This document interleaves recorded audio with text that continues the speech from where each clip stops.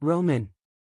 The door slammed shut behind me, the sound echoing in the emptiness of my apartment, mirroring the noise inside my head. The place is dark, matching my mood, but I don't bother to turn on the lights. Instead, I kick off my shoes and throw my jacket onto a chair. It lands in a heap, disheveled, forgotten, much like my well-laid plans at the moment. God damn it! I mutter to myself, my voice tinged with a bitterness that surprises even me. Last night, I'd been a different man. As Jay, I'd allowed myself to lower my guard, to indulge in the intoxicating feeling of Ella's arms wrapped around me. For a brief moment, I was just a man, not an alpha with a plan, not Roman with a mission, but Jay, a man lost in the allure of a remarkable woman. That's what eats at me. It wasn't Roman who held her last night, it was Jay, a figment of my imagination, a man free from the shackles of duty and deadly realities. And she had given herself to him, a man I can never be. I pour myself a glass of whiskey, the liquid fire doing nothing to quell the storm in my chest. Ella. Even the thought of her name sends my heart into a frenzy. When I kissed her tonight, for that fleeting moment, Roman and Jade ceased to exist. There was only the two of us, two souls losing themselves in a twisted maze of emotions and lies. The regret hits me like a gut punch. Not for what I did, but for who I am to her, a lie. A well-crafted, painstakingly maintained lie. I sit on the couch, the cushion sinking beneath me, absorbing my weight, much like how I've absorbed this new role I've been playing. My fingers dig into my temples as if I could physically grasp the swirling thoughts and pull them into something coherent. I run my fingers through my hair, pull at the roots in frustration. Roman Nikolaev, the name sounds foreign to my ears, like a relic from a past life. I've been Jay for so long now, worn the identity like a second skin. But the Ladrone cartel's sudden emergence has ripped away that skin, revealing the raw, aching flesh beneath. The envelope Caden gave me sits on the coffee table, glaring at me like an accusation. I'd been so damn close to forgetting about the world outside, about the Ladrone cartel and their fucked up plans. But now they've made it personal. They're after Ella. My Ella. The irony isn't lost on me. I was supposed to use her, to pull her into my world under the guise of a marital alliance, making her my Luna for political gains. It was a cold, calculated plan that didn't account for her genuine laughter, her sharp wit, or her soft touches, touches that seemed to reach into my very soul, shedding light on corners I'd forgotten or purposely darkened. Why does she have this power over me? I whisper into the void, wrestling with a vulnerability I can't afford. I should be furious with myself for letting it get this far, for allowing a strategy to transform into a dilemma, for letting a mission morph into this mess of emotions. And I am. I'm boiling with an internal rage that has no outlet. But underlying it all, undercutting the anger and the calculations, is something far more disturbing, a profound sense of loss for something I never really had. Alphas don't question themselves. We're decisive, leaders down to our core, bred to make the hard choices without flinching. But here I am, flinching, faltering, failing to fit this square peg of emotional upheaval into the round hole of duty. The plan was simple, make Ella my Luna and solidify the alliance. A rational, tactical maneuver. Yet the mere thought of carrying it out now feels like a betrayal, a brutal act that would cheapen everything she's come to mean to me. It's as if just contemplating it carves a chunk out of my soul. I lean back, letting my head rest against the soft cushion of the couch, staring at the ceiling but seeing nothing. My mind drifts back to her, to the look in her eyes when she opened the door, a mixture of hope and caution, love and uncertainty. I'd seen my own conflicts mirrored there, and it had almost undone me. I'm a man divided, torn between Roman and Jay, between duty and desire, between a plan and, God help me, what's threatening to become a need. The Ladrone cartel is closing in, and time is a luxury I no longer possess. My phone buzzes on the counter, snapping me out of my thoughts. A message from Caden. Roman, time's ticking. We need to act. I stare at the screen, the words blurring into an indistinct smudge. I don't want to think about cartels or jobs or lies. I want to think about her, her smile, her eyes, the way she made me feel alive and seen for the first time in years. Without another thought, I get to my feet and I let out a guttural roar, a sound that rips itself from the depths of my being. My fists slam into the wall, leaving dents in the concrete. This isn't me. Now I am uncertain, undone, unraveling. I'm furious at myself for letting my guard down, for letting her in. Because now, no matter what I choose, I lose. If I walk away, I lose a part of myself I never knew existed. If I stay, I risk her life and potentially lose her in a much graver way. The weight of my decisions, my lies, my double life, settles on me like a shroud. And as I sit there, alone in the encroaching darkness, I realize the bitter truth. I'm not afraid that Ella will destroy me. I'm terrified because she already has. I'll protect her, even if it means protecting her from me. The first step is admitting something to myself, something I've been too afraid to even think about. I've fallen in love with her. And that revelation terrifies me more than any cartel ever could. My phone buzzes again, rattling against the glass table in a way that seems too loud, too urgent. I cast a weary glance at the screen, dreading the words I'll find there. It's done. Everything's ready for the next part. Caden's text reads, devoid of emotion, of the gravity it holds. My fingers hover over the phone, trembling. The next part. The point of no return. The grand revelation where I pull off the mask of Jay, where all the cards are laid bare on the table. But revealing those cards means admitting the ultimate gamble, that Ella's safety, her life, hangs in the balance because of my decisions. My mind drifts to Ella again, her laugh, her smile, the way her eyes seem to search for something intangible whenever she looks at me. The mere memory of her stirs a visceral ache, an insidious blend of want and need that spirals through me. It's a yearning so powerful, so consuming, that it threatens to consume me whole. But that's exactly the problem, isn't it? Ella has become my Achilles heel, the chink in a once impenetrable armor.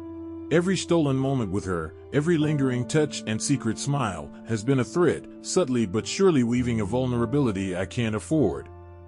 Alphas can't have weaknesses, they especially can't be weak. And loving her, as soul-shattering as the realization is, makes me vulnerable. I can't afford to be vulnerable. Not now, when the world is closing in, when enemies I thought were shadows of the past have reemerged. If the Ladrone cartel discovered this weakness, they'd exploit it, and the consequences would be fatal. Not just for me, but for Ella as well. Never did I imagine that my downfall wouldn't come from a rival alpha or an insidious enemy, but from a woman who could hold my soul in the palm of her hand. My eyes snap open. With a sort of grim resolve settling over me, I know I have to do something I've mastered over years of hunting, of making cutthroat decisions to preserve my pack. In a hunting mission, there are moments when I have to shut it all down, all the emotions, all the distractions, to become the predator I was born to be. A machine of focus and brutality. It's a survival mechanism, one that I've employed many times in my life when the mission required it. When the stakes were high and failure wasn't an option. And as much as it tears me apart to admit it, Ella is now the mission. I close my eyes, taking a deep, shuddering breath as I come to a realization that cuts through me like a blade. I have to detach, to pull back into the Roman that survives, the Roman that conquers, not the Jay that loves. I need to switch off the emotions that she has awakened in me, as easily as I do when I'm stalking prey in the forest, focused, unfeeling, relentless. Slowly, painstakingly, I start to build the walls back up, brick by emotional brick. I silence the laughter, mute the smiles, and darken those searching eyes in my mind until there's nothing left but a cold, steely void. What's left is a cold, calculating machine, a Roman devoid of the nuisances of emotion, the Roman who could obliterate an entire pack without remorse.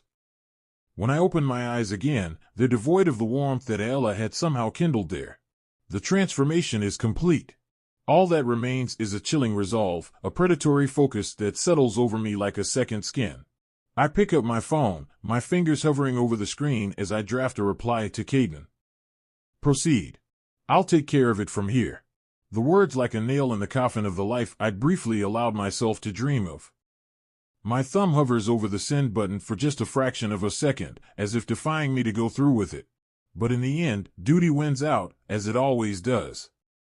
The message sends, and with it goes a part of my soul that I know I'll never get back. It's like flipping a switch, feeling the torrent of emotions drain from me, leaving in their wake a chilling void.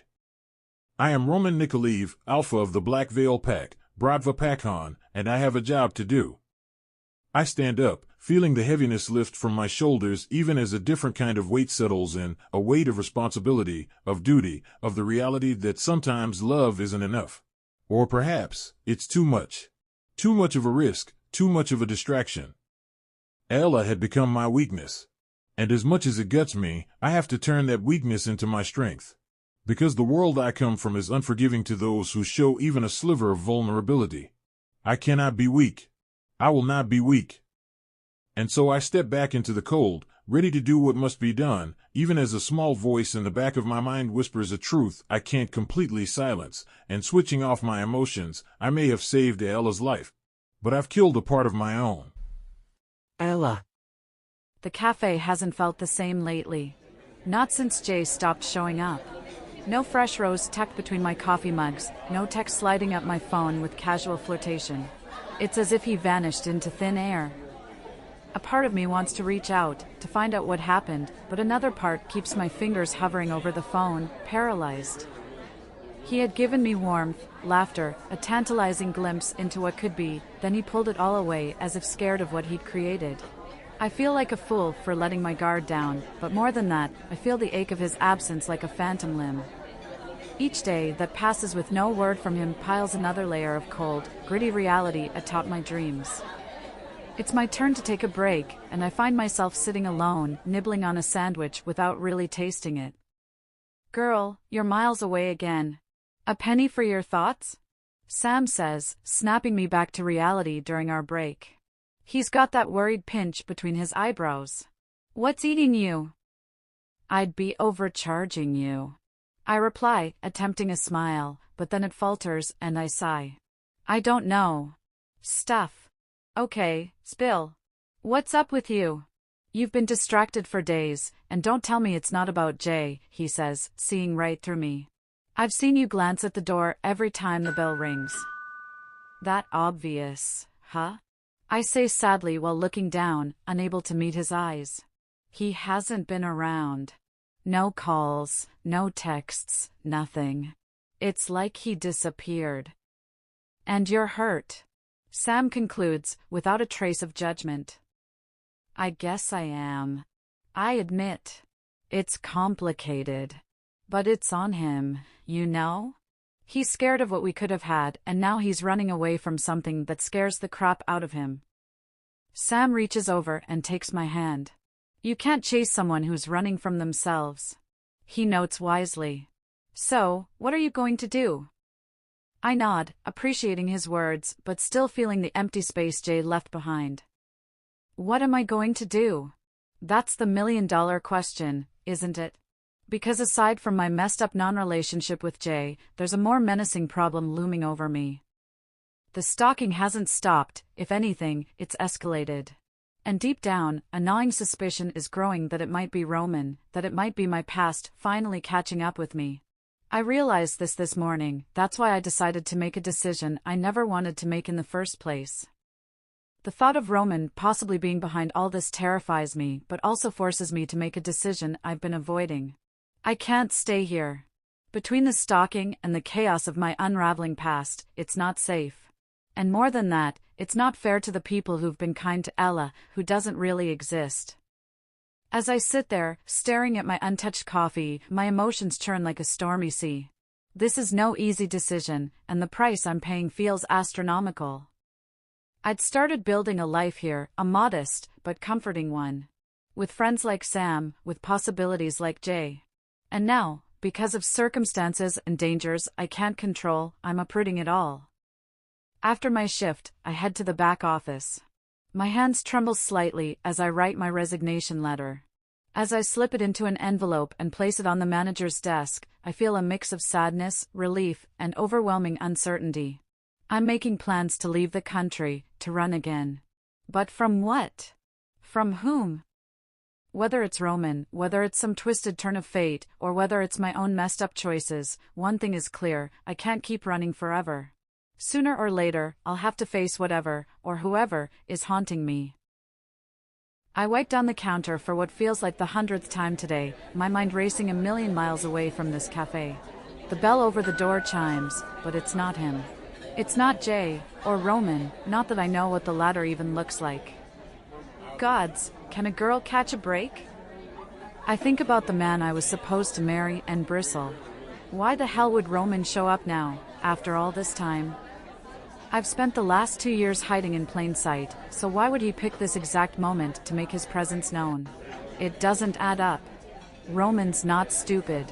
If he wanted to find me, he could have done so a long time ago. Is it ego? Is his alpha pride still stinging from my running off and refusing to be part of a political alliance disguised as a marriage? When I left, I knew I was slapping Roman in the face, humiliating him by refusing the arranged marriage. But that's not it. He's an alpha, an absolute force of nature. Pride doesn't hold a candle to the sheer power and influence he wields. My defiance would be a mild annoyance at best. So, it can't be pride that's brought him here. Unless it's something else, something far more disturbing. The door chimes, pulling me out of my spiraling thoughts. A customer. I force a smile, take their order, and send them off with a steaming cup of comfort. But even as I grind the beans for the next espresso, my mind can't let go of the gnawing possibility. Is it me?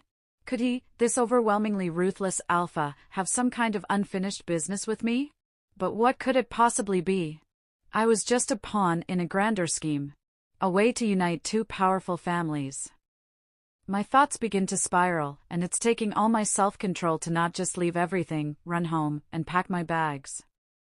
I'm yanked back to reality again when Sam leans in. Hey, you've been miles away. Everything okay? I force a smile. Yeah, I'm fine. Just tired, I guess. You sure? Because if there's something you want to talk about, I'm all ears. I appreciate Sam's concern, genuinely. But how do I even begin to explain that my past might be catching up with me? That I'm not really who I say I am, and that my very presence here might be putting both of us in danger? It's not his burden to bear. I think I'll take a break. It's quiet, I murmur, stepping away from the counter. But here's the part that messes with me. What if it's not about pride? What if there's something else? God knows the world of alphas and their intricate politics is a cesspool of hidden agendas. Could I be a pawn in a larger game that I'm not even aware of? And what about Jay? Where does he fit into all this? My heart aches at the thought of him. He's so different from Roman, gentle where Roman is intense, easygoing where Roman is said to be domineering. But what if they're two sides of the same coin? What if they both represent parts of a world that I ran away from, a world that's finally caught up with me? Alone with my thoughts, the weight of the situation bears down on me. Roman's not stupid. If he found me, he knows I'll run again. It's the whole reason I can't stay. Not now when shadows stretch into threats, and every stranger might be an enemy. I've got a week to plan, a week to vanish. But as I think about leaving, my thoughts circle back to Jay. He hasn't shown up for days, but his absence fills every room I'm in. Why did he have to complicate things? I was already on the edge, teetering, and he pushed me into a free fall. I shake my head, trying to clear it. No, this isn't about Jay or Roman. This is about me, my life, and the choices I have to make to preserve it. 1 week. 1 week to sever the ties, pack up my life, and disappear. It's a shitty set of choices, but they're the only ones I've got. And somewhere in the making of these hard, terrible choices, I'll find my freedom. Even if it's a freedom etched in caution, woven in fear. It's still mine. I take a deep breath. 1 week, I whisper to myself. You've got 1 week, Ella. And that has to be enough. Ella. Today is a weird day, an emotional shitshow really. I tug at the ends of my apron, feeling the soft, worn fabric as I prepare for my last shift at the cafe. I'm not Ella anymore, just a ghost of her, lingering in a place that will soon no longer be mine. It's been more than a place to clock in hours for a paycheck. It's been my escape, a slice of normal in a life that's anything but. The moment I walk in, memories flood back, afternoon lulls, morning rushes, and whispered conversations with Jay. Oh God, Jay. Just the thought of him sends this aching pulse through my chest. I look around the cafe, taking in the faces of the people I didn't even know would come to be my second family. Sam's already setting up for the farewell party they've insisted on throwing for me, and my heart sinks a little at the thought of saying goodbye. The morning rushes by in a haze. I'm mechanically foaming milk, pulling shots of espresso, and scribbling names on cups. Each swipe of the cleaning cloth over the countertops feels like I'm erasing a little piece of myself. As the clock ticks closer to 9 p.m., the atmosphere changes. "Farewell, Ella," the banner reads. My eyes blur for a moment, and I wipe them quickly, embarrassed. Sam approaches me, his eyes a little misty. "You sure you have to go, Elle?" He hands me a gift, a tiny succulent in a ceramic pot. "Thank you, Sammy," I say, holding back tears. I wish things were different. My phone buzzes intermittently, but it's not the name I hope to see. Jay still hasn't texted in days, hasn't left any roses, and certainly hasn't stepped into this cafe. As much as I try to focus on the present moment, part of me is stuck on him, on us, or whatever we were. I know I won't hear from him again, not with the awkward way he acted the last time we were alone together. Then there's the picture, the one I never asked him about, and the one I'll never get an answer to. I've done this to myself, got to know someone, got attached, and now I have to run again. With the life I lead, I doubt I'll ever be happy, doubt I'll ever experience love or anything like it. But this is what I get for running away from responsibilities, I guess. Alpha Roman would be happy to know that running away from him, from my duty, has me ending up like this. Finally, the farewells are over. I shed some tears, received some hugs, and even a few keep-in-touch promises that we all know we might not be kept. My eyes glance to the door, half expecting, half hoping to see Jay walk in, but it remains disappointingly still. I hug each of my coworkers, feeling like each embrace is tearing away another bind that's kept me grounded here. As the cafe's door closes behind me, I glance back one last time. I can't help but think about Jay. He had promised to walk me home so many times. I wonder if he knew this would be the night he wouldn't have to. The irony is so cruel it stings.